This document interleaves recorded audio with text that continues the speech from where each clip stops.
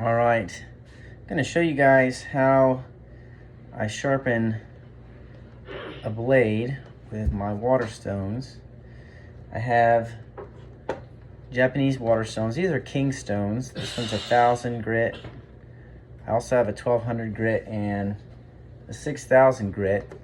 I have them soaking in a bucket of water so that I don't have to let the stones soak up the water. It usually takes, a good 10 minutes or so if they're dry to get them properly wet. So I leave them in a bucket of water so I can just kind of put a little surface water on top of the stone so that I can quickly get to sharpening. Now this knife is not dull at all, so it doesn't really need sharpening, but I want to demonstrate how I do it. So I get a little surface water on the stone, and then I will hold the blade at the angle that I want the bevel, which is the part that comes down into the edge, the secondary bevel, at the angle I want it. I usually try and aim for 15 degrees, which would be, I guess, right around this angle here. And there's a couple of different ways you can do it. You can do the entire stroke of the blade into the stone, and that gives you, and then you can flip it over, do it a few times and come back. And if the blade doesn't have a lot of edge wear to it, that's probably sufficient. If you have a little bit more material that you want to take off, you can also work a little bit at a time. And I learned this from Murray Carter. You just kind of look, you work a little bit of the edge on the stone, and you're kind of moving the edge just back and forth on the stone, and then you kind of examine it as you go. He does a 3-finger edge test to see, okay, is that about what I want from it or not? You can also do that. This blade really doesn't need anything, so I'm really just touching it up. So you'll notice I'm taking the edge of the blade into the stone because I want that abrasive to take away the metal from the edge. So I'm going to push that blade gently. I'm not using a lot of pressure, really just the weight of the knife. And I'm using my fingers just to kind of hold the angle of the blade. So you can do that a few times and then look and see, okay, is everything looking good?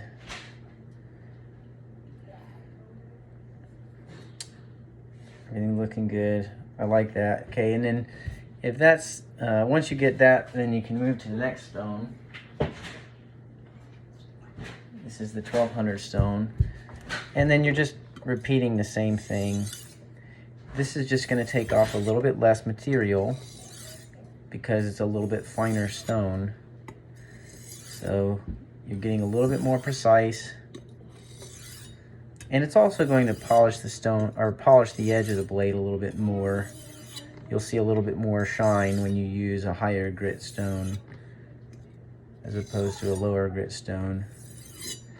But you can still take off plenty of material with a 1,200 grit.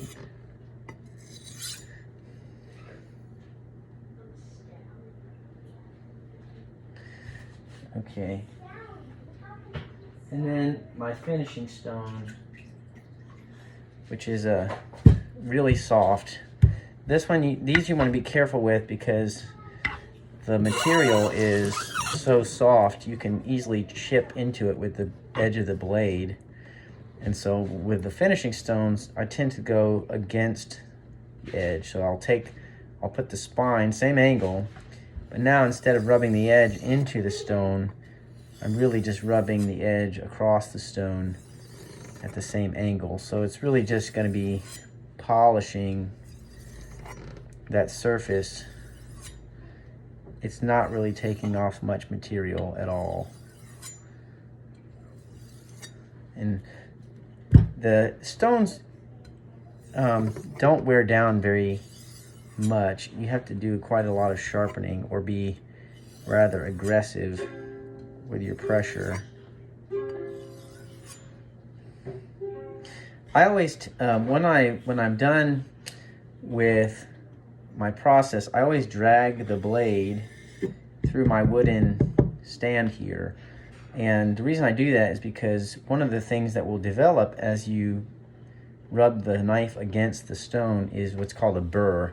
So as the metal is getting pushed to the edge of the blade, the magnetism from the friction, I think that's what it is anyway, causes some of the metal to catch at the edge of the blade, and you'll feel it if you do a 3-finger test. Just rub it on, you'll feel it, and it'll feel sharp, but it's really just what's called the burr.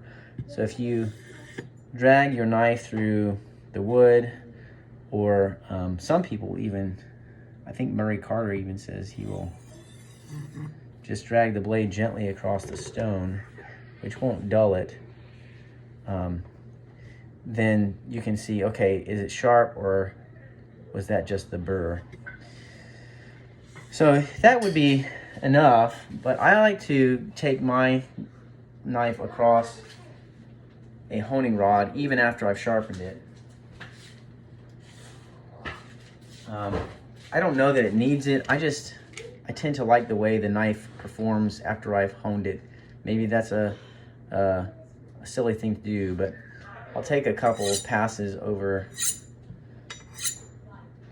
my honing rod, and that may remove any other burr that might be developing as well. This is a Fisher Bourgogne from France. I really like that one. And it's an extra fine honing rod. So that's pretty sharp. I can tell just by touching the edge. Let me grab a piece of phone book paper. Just a second.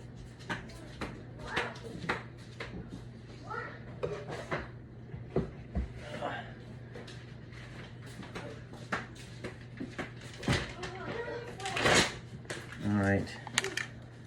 Piece of phone book paper.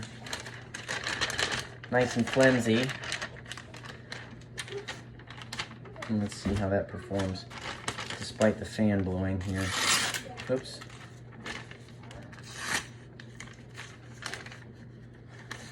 You want my help? No, it's just hard because of the fan blowing the paper.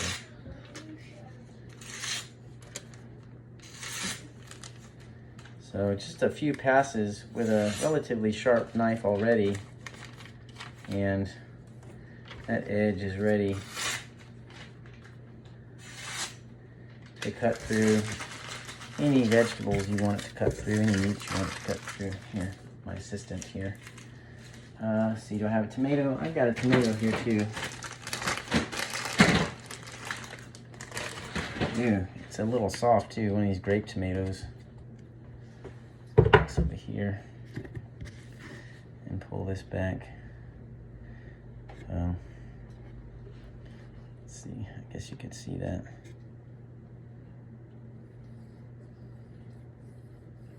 No problem going through that soft tomato without really using any pressure, pushing down, just allowing that edge to catch it.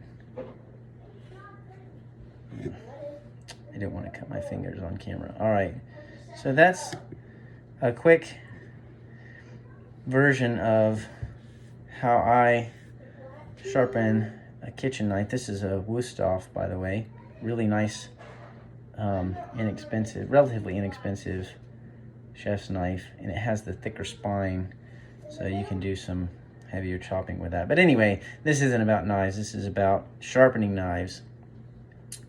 So if you would like, I'd be happy to sharpen a knife for you and get it performing up to speed. Thanks.